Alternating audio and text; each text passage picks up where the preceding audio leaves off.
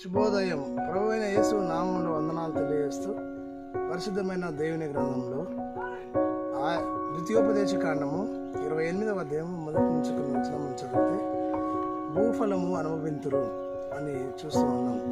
భూమి పైనటువంటి వృక్షములను దేవుడు ఆశీర్వదించాడు. ఫలవృక్ష ఫలములు తిని మీరు జీవించాలని ఏదైనా తోటలో ఆదాము గారికి దేవుడు ఆజ్ఞాపించగా వారి ఫలములు తిని జీవించినట్లుగా చూస్తూ ఉన్నాం. తినకూడదని పనులు తిని అవగారు లోకానికి పాపము తెచ్చిపెట్టినప్పుడు దేవుడు పాప ఫలమును తొలగించి నిత్య జీవాన్ని ఇచ్చాడు. ఆ విధంగానే వృక్ష ఫలము తిని దీవించబడాలి. ఇక్కడ మనకు కనబడుతూ ఉంది. ఇంకా సీతాఫల ఫలం దేవుని నామంలో ఇది చక్కగా ఫలిస్తూ ఉంది. ఇది జనులు తిని సంతోషించి ఆరోగ్యంగా ఉండి ఆశీర్వాదాలు పొందుకోవాలని కోరుకుంటున్నాను. దేవుని ఆత్మను అందరూ దీవించి కాపాడు.